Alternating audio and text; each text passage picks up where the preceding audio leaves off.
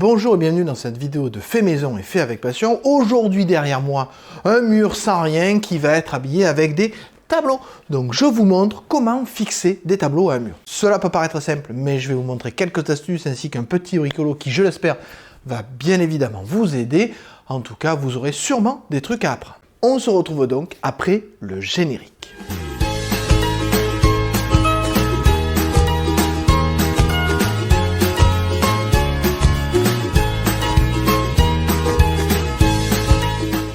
La première chose et la première question qu'on peut se poser, c'est à quelle hauteur doit-on placer un tableau?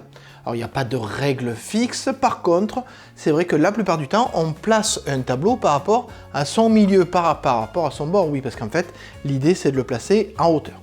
Il est conseillé généralement de placer un tableau aux alentours d'1,50 m. Alors 1,50 m, ça veut dire là, 1,50 m, voire 1,60 m. Voilà, le milieu du tableau doit être à peu près ici.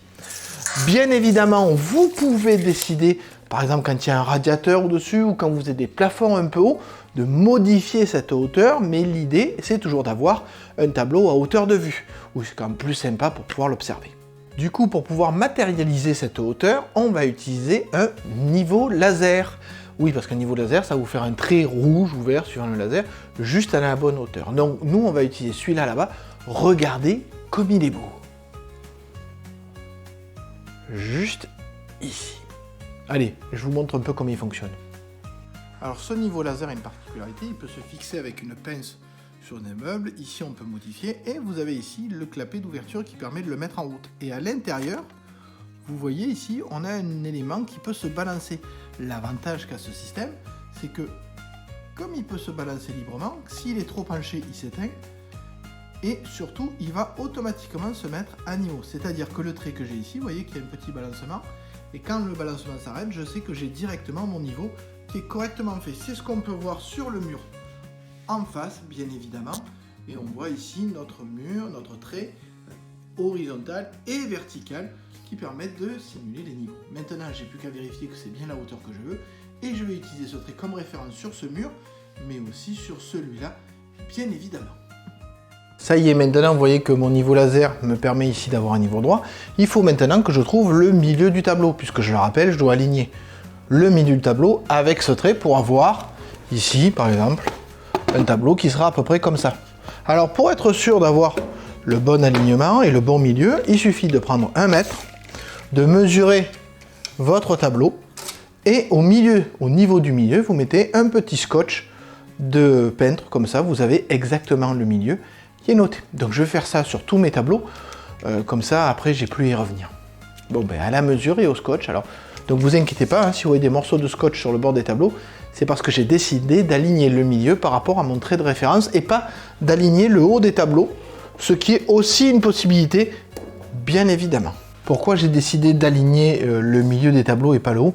Parce qu'en fait tous mes tableaux ont des tailles différentes. J'en ai des très grands, des très petits, etc. Et comme la disposition choisie met parfois des tableaux de taille, certes similaires, mais pas tout à fait exactement les mêmes, côte à côte, j'ai préféré partir du principe que j'aligne le milieu et pas le haut ou le bas, ou que je ne fais pas des compositions avec. Là, après, c'est autre chose. Donc déjà, repérer le milieu de tous mes tableaux.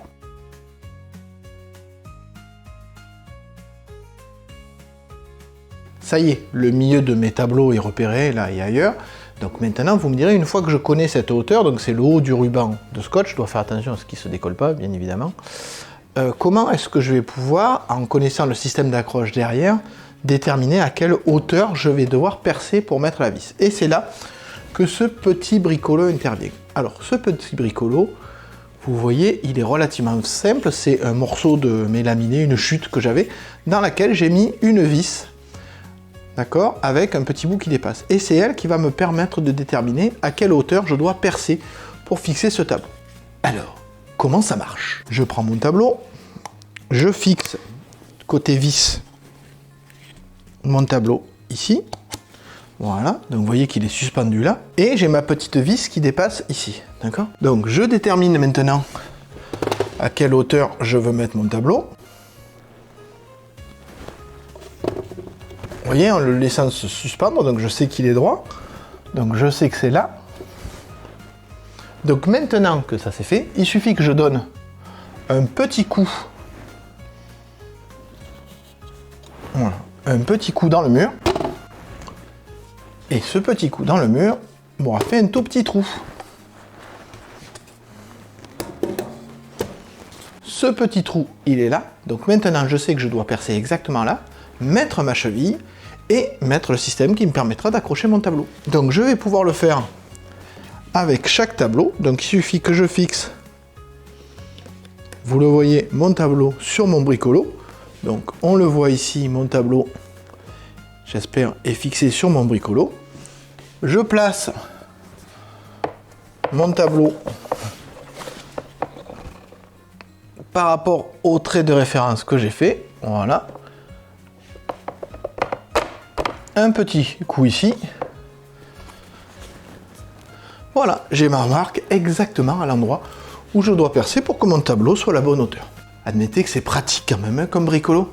Bon, bah, du coup, maintenant, perçage et puis en récupérant les poussières, tout ça, puis petite cheville. Pour les chevilles, je fais relativement simple, j'utilise ce type de cheville. Alors pourquoi de taille? Parce que pour les petits tableaux et pour les gros tableaux, oui, parce que j'en ai quelques-uns et ils pèsent leur poids. Hein. Du coup, les systèmes velcro, ça fonctionne pas trop bien. Donc on va partir pour ces tableaux-là, vous voyez, qui sont pas très très lourds, sur de petites chevilles, il n'y a pas besoin de percer plus.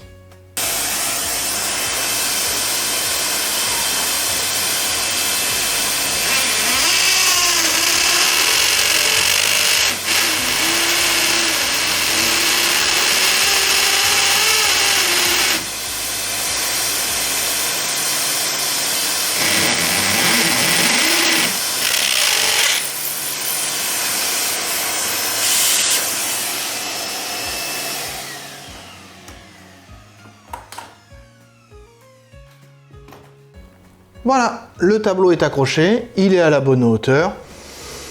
Bon, ben il n'y a plus qu'à faire tous les autres. Il y a quand même quelques petits détails que je vais vous montrer dans des endroits un peu particuliers. Un cas particulier, c'est celui des tableaux qui sont un au-dessus de l'autre. Donc dans ce cas-là, bien évidemment, ce n'est plus le trait horizontal qui va servir de référence, mais le trait vertical. Oui, c'est grâce à lui qu'on va pouvoir aligner le centre de chaque tableau. Donc généralement, comme les fixations sont au centre, c'est plus simple. Hein, mais vous voyez que là, c'est cet alignement-là qu'on recherche et pas un alignement horizontal. Bon, quant au fait de savoir s'ils sont à la bonne hauteur pour être regardés, là du coup, c'est vraiment pour habiller un mur en hauteur. Ça se fait généralement sur des portions assez restreintes de mur et avec des tableaux qui sont plutôt petits. Encore que pour celui-là, c'est limite, mais bon, l'idée est là. Autre façon de placer un tableau, cette fois c'est sur un mur, un pan de mur quand le tableau n'est pas très grand, mais qu'on veut le mettre en valeur. Donc vous voyez que ici je vais me servir de l'axe vertical et de l'axe horizontal pour déterminer un centre qui va me permettre de placer mon tableau. Donc comme ça, je sais que mon tableau sera à peu près de façon homogène, placé par rapport à l'axe d'observation du mur. Je peux même en profiter si je veux pour placer un point d'intérêt, par exemple ici l'œil, comme on ferait un portrait en photographie, au niveau de cet axe-là pour justement attirer le regard. Donc ça, après, bien évidemment, c'est à chacun de décider. Mais bon, encore une façon de placer un tableau par rapport à un mur. Dernier conseil de positionnement de tableau, comme dans le cas ici, vous voyez, on est dans un escalier assez grand, et l'idée, ça va être de ne pas poser les tableaux alignés les uns aux autres, mais de suivre un peu le mouvement de l'escalier. Vous pouvez toujours utiliser votre niveau laser pour avoir une ligne de référence horizontale et verticale, mais ça ne va pas être pour positionner vos tableaux comme ça, alignés par rapport à votre ligne. Non, l'idée ça va être de les décaler les uns par rapport aux autres, mais ce qui va être vraiment important dans ce type de positionnement, ça va être l'écart que vous allez choisir entre les tableaux. Oui, parce que cet écart, vous allez le calculer pour que ça occupe le maximum d'espace pour habiller le pan de mur et vous allez le répéter entre vos tableaux. La régularité viendra de l'écart que vous avez choisi là. Évidemment, vous pouvez vous faire un gabarit en carton, par exemple, ça évite de mesurer, etc. C'est plus simple. J'espère que cette vidéo vous aura apporté des conseils et de l'aide pour vous aider à mettre en place votre habillage sur les murs. J'espère que c'est le cas. Si c'est le cas, n'hésitez pas à mettre un commentaire, à liker la vidéo, à vous abonner, sait-on jamais, si vous trouvez d'autres vidéos qui pourraient vous aider. Du coup, si vous avez trouvé le contenu intéressant, je vous dis au revoir et à bientôt.